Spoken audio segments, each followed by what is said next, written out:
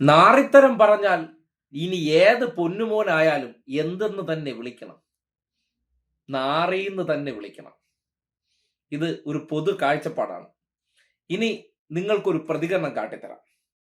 ഇത്രയും കാലം കമ്മ്യൂണിസ്റ്റുകാരനെന്ന രീതിയിൽ നടന്ന കേരളത്തിലെ കമ്മ്യൂണിസ്റ്റ് സഖാക്കന്മാരെല്ലാം ആദരവോടുകൂടി ബഹുമാനിച്ചിരുന്ന ജി സുധാകരൻ എന്ന വ്യക്തിയുടെ ഇന്നത്തെ ഒരു പ്രതികരണം പുറത്തു വന്നിട്ടുണ്ട്.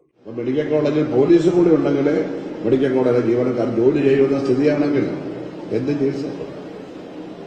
എന്താ ഇവിടെ നടക്കുന്നത്? എന്താ ഈ മെഡിക്കൽ കോളേജ് നടക്കുന്നത്? അവിടെ ചെല്ലുമ്പോൾ തന്നെ അവിടുത്തെ ഈ സാധാരണ ജീവനക്കാർ പറയും, ഇങ്ങോട്ട് കൊണ്ടുവരല്ലേ, മരിക്കാനല്ലെങ്കിൽ കൊണ്ടുപോകണം. അവർ തന്നെ പറയുകയാണ്. ഞാനും കെ സി വേണുഗോപാലും കൂടി ഒരു 3 ആഴ്ച മുമ്പ് അവിടെ ഒരു മീറ്റിംഗ് നടത്തി. കളക്ടർ ഉണ്ടായിരുന്നു, സൂപ്രണ്ട് ഉണ്ടായിരുന്നു, ഞങ്ങൾ 4 പേരുണ്ടായിരുന്നു. അപ്പൊ അതിന്റെ കോമ്പൗണ്ടിലെല്ലാം ഓരോ രാഷ്ട്രീയ പാർട്ടിയുടെ ഷെഡും വെച്ച് കൊടികടി ഇരിക്കുകയാണ്. മെഡിക്കൽ കോളേജ് കോമ്പൗണ്ടില് അന്നദാനം കൊടുക്കുകയാണ്. നമ്മുടെ ഗവൺമെന്റ് ജോലിയല്ല. ഞങ്ങൾ ചോറ് കൊടുക്കുകയാണ്, ഞങ്ങൾ കഞ്ഞി കൊടുക്കുകയാണ്, എന്നിട്ട് അവിടെ കൊടിയും കുത്തും. ഇതെല്ലാം നീക്കം ചെയ്യാം. ഒരു പാർട്ടി അവിടെ കയറ്റില്ല. പാർട്ടിയിൽപ്പെട്ട മനുഷ്യന് വരാം, അവിടെ പാർട്ടി കളിക്കാൻ വരരുത്. സംഘടനകൾ അവിടെ യാതൊരു ഭക്ഷണവും കൊടുക്കേണ്ട കാര്യമില്ല. ഗവൺമെന്റിന്റെ ഉത്തരവാദിത്തമാണ്. ഗവൺമെന്റ് മെഡിക്കൽ കോളേജാണ്. അതൊന്നും ഇനി ഉണ്ടാവരുത് ഞങ്ങൾ പറഞ്ഞിട്ട് പോകുന്നു. ഒരാഴ്ചക്ക് മുമ്പുണ്ടാകുന്ന ഏതോ ഒരു സംഘടന സേവാഭാരതി അവിടെ ഒരു ഷെഡും കെട്ടി അവർ കൊടുക്കുകയാണ്. ഈ തീരുമാനത്തിന് ശേഷം സൂപ്രണ്ടിനെ ഞാൻ വിളിച്ച് എന്തായി കാണിക്കുന്നത്? അത് കലക്ടർ പറഞ്ഞപ്പോൾ കലക്ടർ ഞങ്ങളുടെ ഉണ്ടായിരുന്നല്ലോ. ഇത് പഠനത്താണ് തീരുമാനിച്ചത്. ദൈവം തമ്പുരാൻ വിചാരിച്ചാൽ നന്നാവോ? ആരെങ്കിലും വിചാരിച്ചാൽ നന്നാവോ? കലക്ടറാണ് ചെയർമാൻ, അവിടുത്തെ വികസന സമിതിയാണ്. അവരാരും അങ്ങോട്ട് തിരിഞ്ഞു നോക്കൂല. ഇതൊക്കെ മാറ്റേണ്ടത് വയലാർ പറഞ്ഞതുപോലെ രീതിശാസ്ത്രങ്ങൾ തിരുത്തി കുറിക്കേണ്ടവരാണ് നിങ്ങൾ. കേട്ടല്ലോ, വിശപ്പിന്റെ വില അറിയാത്തവനാണെന്ന് ആദ്യമേ മനസ്സിലായി. സർക്കാർ ആശുപത്രികളിൽ സൗജന്യമായി ഭക്ഷണം കൊടിയും കെട്ടി കൊടുക്കുന്നു അത്രേ. രാഹുൽ മാങ്ങാണ്ടിയുടെ മനോഭാവക്കാരനാണ്, അല്ലെങ്കിൽ അതേ നിലവാരത്തിലുള്ള മാനസികാവസ്ഥയാണ്. പുറത്ത് വേറെ രൂപമുണ്ടെന്നേ ഉള്ളൂ. നേരത്തെ രാഹുൽ മാങ്ങാണ്ടി പൊതിച്ചോറിന്റെ മറവിൽ വ്യഭിചാരമാണെന്നാണ് അന്ന് അധിക്ഷേപിച്ചത്. അതിന് സമാനമായിട്ടുള്ള ഒരു പ്രതികരണമാണ് നിങ്ങൾ കേട്ടത്. കേരളത്തിലെ സർക്കാർ ആശുപത്രികളിൽ ഒരു നേരത്തെ അന്നത്തിന് വകയില്ലാത്തവരുണ്ട്, വകയുള്ളവരുണ്ട്. എന്നിരുന്നാലും നിരവധി പേർക്ക് ഒരു മരുന്ന് വാങ്ങാൻ 10 പൈസയില്ല. അവർക്ക് ഡിവൈഎഫ്ഐയുടെ ഹൃദയപൂർവ്വം എന്ന പൊതിച്ചോറ്. എങ്ങനത്തെ പൊതിച്ചോറ്? ഹോട്ടലുകളിൽ നിന്ന് വാങ്ങിക്കൊടുക്കുന്നതല്ല. ഓരോ വീടുകളിലെ അമ്മമാരുടെ സ്നേഹം, അല്ലെങ്കിൽ ആ കുടുംബത്തിലുള്ളവരുടെ സ്നേഹം.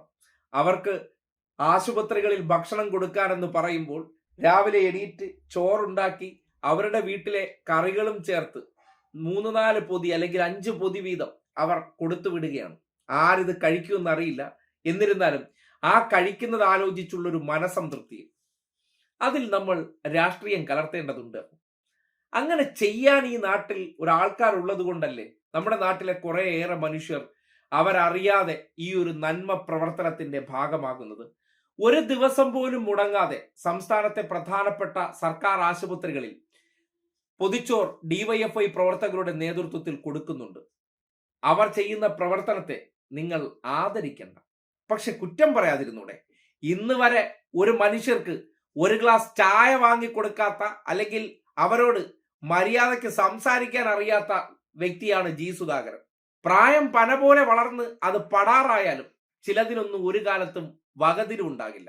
അന്നത്തെ കാലഘട്ടത്തിൽ CPM വലിയ നേതാവെന്നുള്ള നിലയ്ക്കും അങ്ങേരുടെ ഓഞ്ഞ ചില കവിതകളൊക്കെ കേട്ടിട്ട് മഹാത്മാവാണ് എന്നുള്ള നിലയ്ക്ക് എടുത്ത് ചില പദവികൾ ഏൽപ്പിച്ചു. ആ പദവികളിൽ ഇരുന്നു കൊണ്ട് കൂടെ ഇരിക്കുന്നവരെ മുഴുവൻ കുറ്റം പറഞ്ഞും ഞാനാണ് ഏറ്റവും മികച്ചവൻ, ഞാനാണ് സാറ് കളിച്ച് നടന്ന ഒരു വ്യക്തി. അദ്ദേഹം ഇത് പറയുമ്പോൾ സ്വാഭാവികമായിട്ട് 2 വർത്തമാനം പറഞ്ഞില്ലെങ്കിൽ മനസ്സിനൊരു സംതൃപ്തി ഉണ്ടാകില്ല. അതുകൊണ്ടാണ് തുടക്കത്തിൽ ഒരു കാര്യം പറഞ്ഞു തുടങ്ങിയത്. വ്യക്തി എന്നുള്ള നിലയ്ക്ക് അയാൾ ആ വാക്കിന് പോലും അർഹതപ്പെടാത്തവനാണ്. കാര്യം ആ വാക്കിന് അപമാനമാണ് സുധാകരൻ. അതുകൊണ്ട് ആ വാക്കിൽ അയാളെ പരാമർശിക്കുന്നില്ല.